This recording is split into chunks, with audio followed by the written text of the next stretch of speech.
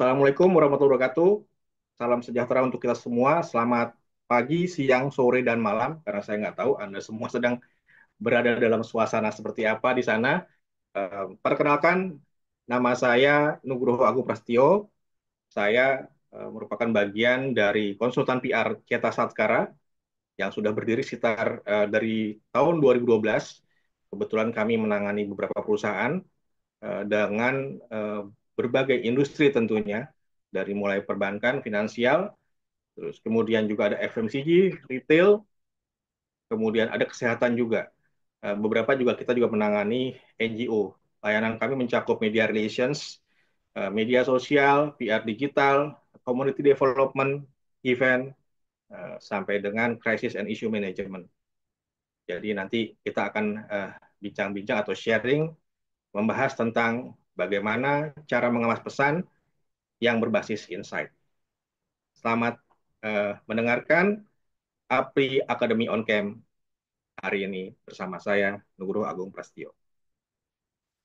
Baik, teman-teman, selamat datang rekan-rekan praktisi dan konsultan PR ataupun kawan-kawan dari akademisi yang mungkin tertarik dengan eh, berbagai macam yang terjadi di industri public relations atau konsultan PR. Izinkan hari ini kami akan membahas tentang hal-hal yang seringkali terdengar sederhana, tapi sejatinya sangat menentukan bagaimana kita menyusun dan mengemas pesan yang bukan hanya terdengar, tapi dirasakan dan menggerakkan. Kuncinya ada dari satu kata yang bernama insight.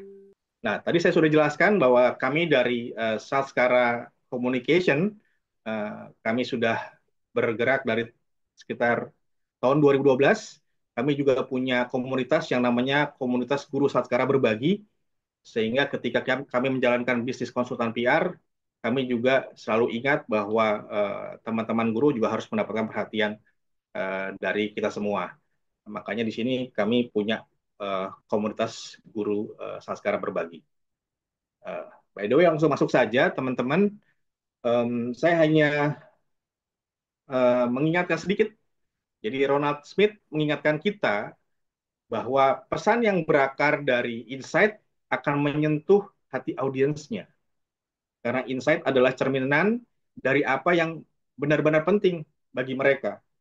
Jadi tugas kita sebagai PR bukan hanya menyampaikan pesan, tapi membuat audiens merasa terhubung. Izinkan saya memulai sesi ini dengan satu pertanyaan yang mungkin sederhana.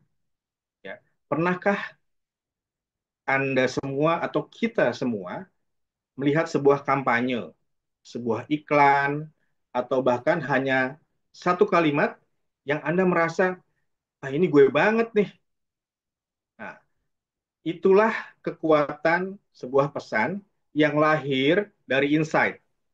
Bukan sekedar pesan yang terdengar hebat, tapi pesan yang benar-benar terasa banget, gue banget. Begitu istilah anak-anak sekarang bilang. Nah, sekarang pertanyaannya sederhana. Mengapa insight itu penting? Pesan adalah inti dari komunikasi PR. Dalam dunia PR, kita ini bukan hanya menyusun informasi, tapi membangun makna. Ya, tanpa insight, pesan kita akan datar-datar aja dan mungkin mudah dilupakan, ya. Tapi dengan insight, kita bisa menciptakan sebuah resonansi emosional yang membuat audiens itu merasa bahwa pesan ini bicara tentang saya banget ini. Jadi insight itu apa? Insight adalah pemahaman mendalam tentang audiens. Jadi bagaimana kita memahami audiens kita. Nah, insight bukan sekedar fakta. Ini adalah human truth, pemahaman mendalam tentang motivasi, nilai, dan tensi yang dirasakan audiens. Jadi insight bukan cuman sekedar data, tapi makna di balik data itu. Kita sebagai praktisi PR, tugas kita bukan hanya menyampaikan informasi. Tugas kita adalah mengubah persepsi, membentuk makna, dan menciptakan hubungan melalui pesan-pesan yang punya kedalaman. Jadi memahami insight Sederhana sebenarnya. Jadi apa itu insight dalam komunikasi?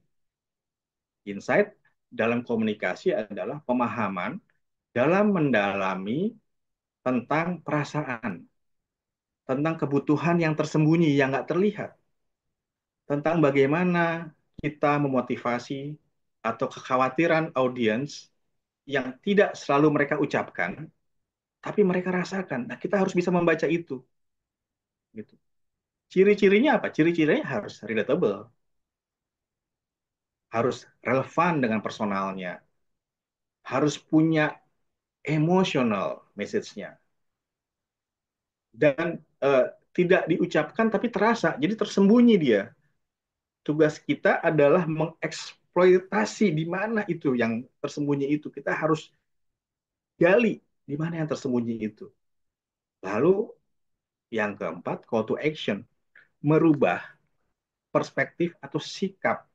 Jadi analogi gampangnya gini, insight itu seperti detak jantung di balik wajah seseorang.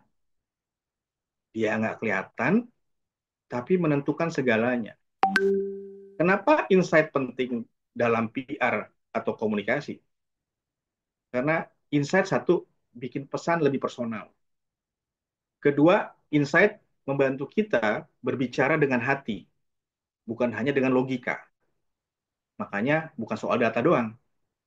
Nah, insight menjadikan brand, organisasi lebih bermakna. Nah, kalau Anda bisa merasakan apa yang audiens rasakan, pesan Anda tidak akan hanya didengar, tapi juga dikenang menjadi sebuah legacy. Orang kenal kita. Nah, kita sekarang bicara soal ilmu komunikasi nih. Ini kalau katanya Walter Fisher ya, manusia itu tidak hidup dari data saja, tapi dari cerita yang masuk akal dan bermakna. Jadi kalau kata Walter Fisher, manusia adalah makhluk pendongeng atau homo narans. Kita paham dunia karena cerita. Dari bayi lahir didongengin orang tua, ya kan? Itu kan bukan angka. Lalu kita sekolah besar, kita gantian mendongengkan anak kita. Artinya emang kita manusia dekat dengan cerita. Jadi cerita adalah cara yang paling alami dan efektif untuk berkomunikasi. So, teman-teman PR bisa menggunakan cerita. Makanya kita sering mengenal bahwa pentingnya storytelling. Orang akan lebih percaya pada cerita yang masuk di akal dan bernilai. Jadi data tanpa cerita akan sulit masuk ke audiensnya. Nah, dua elemen utama bagaimana sebuah pesan menjadi insightful. Satu, naratif coherence. Artinya apa? Cerita itu harus masuk di akal. Pesan harus masuk di akal dan konsisten. Kedua, disebutnya naratif fidelity. Artinya apa? Ceritanya sesuai nggak dengan nilai-nilai dan pengalaman audiensnya. Karena kalau nggak sesuai, dia akan ditinggal. Tidak akan menarik lagi buat audiensnya. Nggak gue banget. Begitu ceritanya. Jadi insight yang kuat harus dikemas dalam cerita yang terasa nyata dan selaras dengan kehidupan audiensnya. Jadi kalau kita semua adalah seorang PR strategis, ya, tanya tiga hal sebelum kita membuat pesan. Apakah insight-nya benar-benar terasa manusiawi nggak pesan PR kita? Kedua, apakah pesan yang saya buat ini dikemas sebagai cerita, bukan slogan? Yang ketiga, apakah cerita ini punya makna dan nilai yang sejalan dengan audiens kita? Karena kalau nggak sesuai dan nggak sejalan audiens kita, pasti skip. Kalau sekarang tinggal scroll, scroll, scroll. Karena era digital. Ya. Karena tidak relevan message-nya. Jadi di tengah lautan data, grafis, dan tren digital saat ini, cerita yang menyentuh hati berangkat dari insight adalah jangkar yang mampu menahan audiens kita untuk berhenti sebentar, mendengar, dan percaya. Nah, kalau kita lihat di sini nih, ada gambar insight nih, ya kan? Ada gambar ikon otak. Ini mewakili proses berpikir sebenarnya, mengamati dan memahami. Insight adalah proses memahami dalam yang mendalam ya tentang apa sih keresahan yang ada di audiens kita, apa sih harapannya, apa sih yang diinginkan audiens kita yang seringkali tidak mereka ucapkan, tapi mereka rasakan. Tadi ngomongin insight. Nah, kedua, kita lihat yang di blok warna hitam ada tulisan naratif. Nah, ini jembatan emosional antara brand dan publik sebenarnya. Simbolnya kotak berwarna gelap bertulisan naratif. Disitulah sebenarnya insight diubah menjadi cerita, bukan sekedar informasi atau data. Jadi manusia lebih mudah memahami dunia lewat cerita. Ya kan? Cerita yang kuat adalah cerita yang punya akal, ya masuk di akal maksud saya, ya coherence dan tadi fidelity, artinya um, punya nilai secara emosional, harus punya kekuatan untuk menyentuh audiensnya. Nah, yang ketiga kalau kita lihat nih tanda love ini, ya itu simbol trust, tujuan akhir membangun kepercayaan. Jadi dari message yang insightful ujungnya adalah membangun kepercayaan. Simbol hati ini mewakili koneksitas emosional dan kepercayaan yang terbentuk dari pesan yang jujur dan relevan. Jujur dan relevan, kata kuncinya. Nah, dalam PR, kepercayaan adalah mata uang yang utama. Bukan sekedar agar audiens percaya produk, tapi agar mereka percaya niat kita, niat brand, niat perusahaan, niat corporate, dan nilai-nilai yang dibawa. Kesimpulannya apa sih? Dari teori Walter Fisher ini, satu, temukan apa yang dirasakan audiens secara jujur.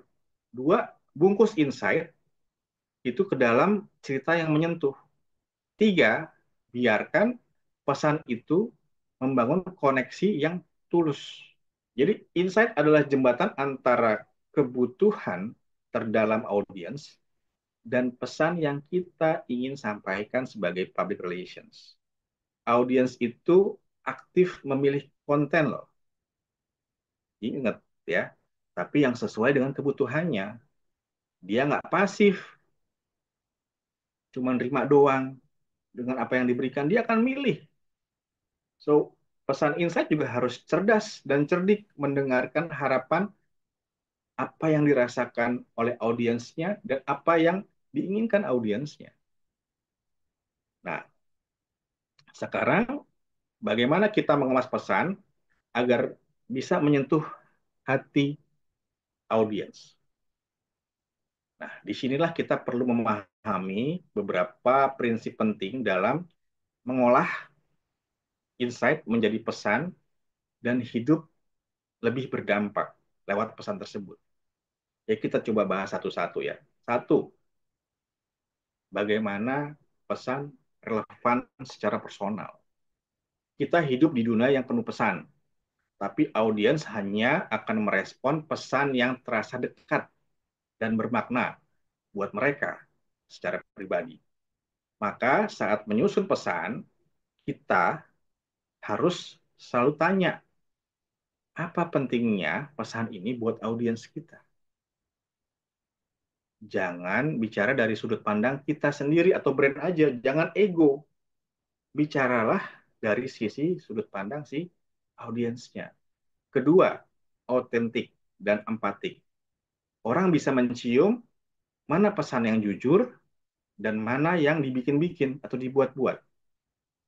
Karena itu, pesan yang kita bikin harus otentik, harus tulus dan empatik, dan harus menunjukkan bahwa kita benar-benar paham dan peduli. Kadang audiens nggak butuh solusi langsung kok. Mereka hanya ingin tahu bahwa ada yang didengarkan mereka ini sesuai. Yang ketiga, mencerminkan bahasa dan dunia audiensnya. Jadi jangan gunakan jargon atau istilah yang terlalu formal. Gunakan bahasa mereka, gaya mereka, dan gunakan dunia mereka. Gitu. Yang keempat, menghadirkan solusi dan makna. Misalnya. Pesan yang baik bukan hanya menarik, tapi juga punya manfaat. Bisa memberikan solusi, harapan, dan setidaknya makna. Yang kelima adalah konsisten, tapi juga fleksibel. Ini susah-susah gampang ya. Ini yang terakhir eh, susah-susah gampang tadi saya sebutkan. Jadi kita harus menjaga agar pesan kita tetap konsisten dengan nilai-nilai brand kita.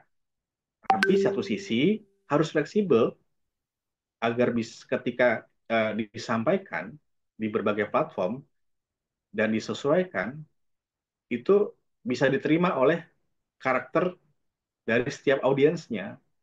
Intinya sih sebenarnya eh, pesannya boleh sama, tapi cara menyampaikannya harus menyesuaikan medan tempurnya, laga pertarungannya.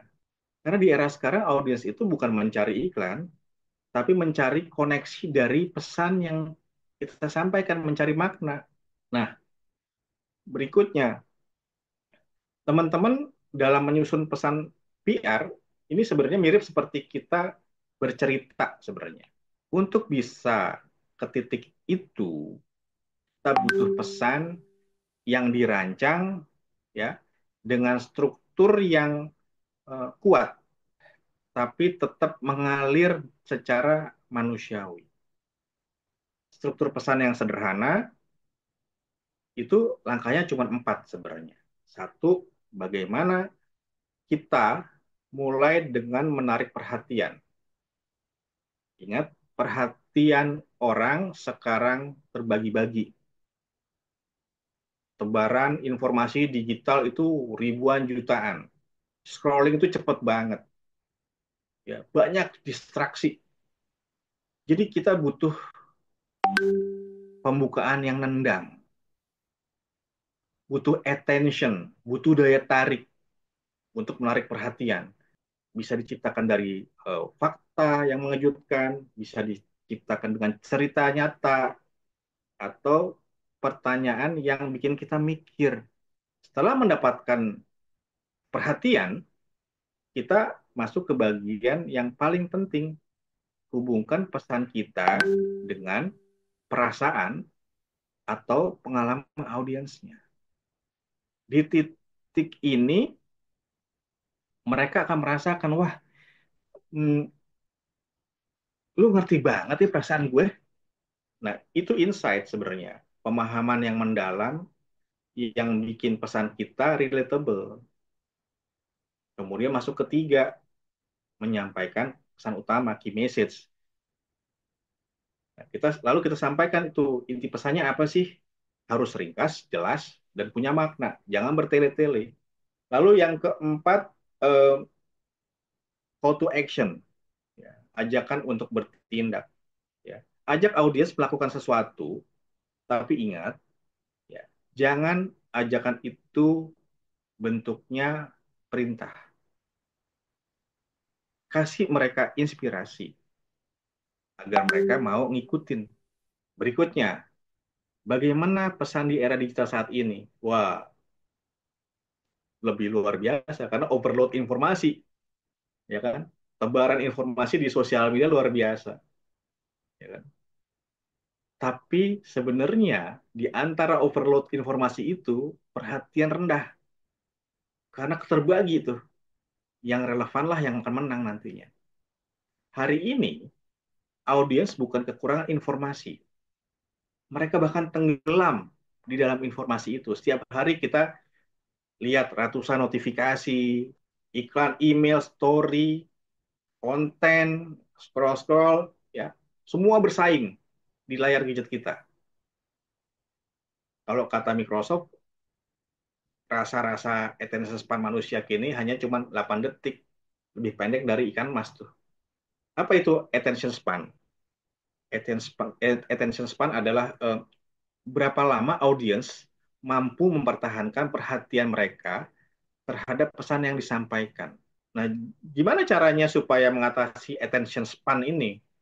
Ya, gunakan hook di awal tadi, pertanyaan, kejutan, fakta, ya, humor. Lalu kedua, buat pesan yang ringkas dan padat. Dia harus relevan dengan kebutuhan. Jadi audiens hanya fokus pada apa yang berkaitan dengan dirinya aja. Kalau dia ngerasa dia pesan itu tidak sesuai dengan, tidak relevan dengan dia, dia akan skip, akan scroll. Jadi bagaimana kita menjaga relevansi itu? Relevansi adalah segalanya tuh. Maka tantangannya bukan lagi bagaimana menyebar pesan sebanyak-banyaknya, tapi lebih kepada bagaimana membuat orang berhenti sejenak, terus ngomong, ini relevan banget nih buat gue. Itu sebenarnya. Terus, apa yang terjadi di era digital? Kepercayaan lebih penting dari volume. Jadi, di antara kebisingan informasi dalam era digital ini, yang dipercaya akan lebih didengar daripada yang paling nyaring bunyinya. Audiens kita tuh semakin cerdas, ya, tapi emang semakin skeptis dan selektif. Mereka nggak lagi percaya begitu aja dengan klaim, ya, hard selling.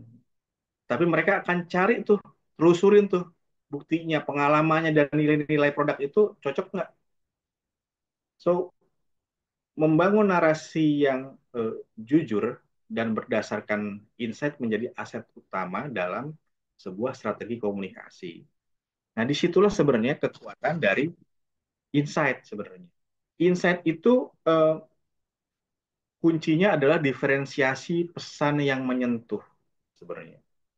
Kalau di era digital ya. Insight adalah pemahaman emosional terdalam dari audiens.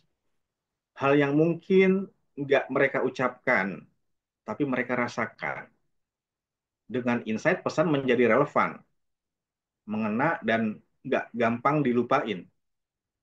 Misalnya nih, eh, kami bukan hanya menjual buku, kami membantu orang menemukan versi terbaik dari kehidupannya misalnya. Nah, itu contoh yang bagaimana kita nggak mencoba untuk tidak hard selling gitu loh. Jadi insight membedakan brand yang hanya teriak-teriak aja dengan brand yang mau didengar dan diingat. Jadi di tengah lautan pesan yang membanjiri gadget kita setiap hari, hanya pesan yang berasal dari insight yang akan menyentuh, diingat, dan dibagikan. Hanya kan yang menyentuh, ya, dimulai dari bagaimana kita memahami yang nggak terucap. Jadi kita harus memahami audiens kita yang mungkin nggak bisa berkata-kata, tapi kita bisa melihat perilakunya. Demikian mungkin yang bisa saya ceritakan ke teman-teman semua. Mudah-mudahan eh, apa yang disampaikan tadi bisa menjadi pesan yang insightful dan punya manfaat buat teman-teman PR, aktivis PR, praktisi PR, akademisi PR.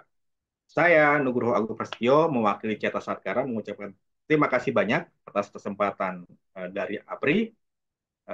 Mudah-mudahan tetap semangat membangun pesan yang insightful, ya, dan pagi siang sore dikejar ikan pari, nggak apa-apa, yang penting I love you full.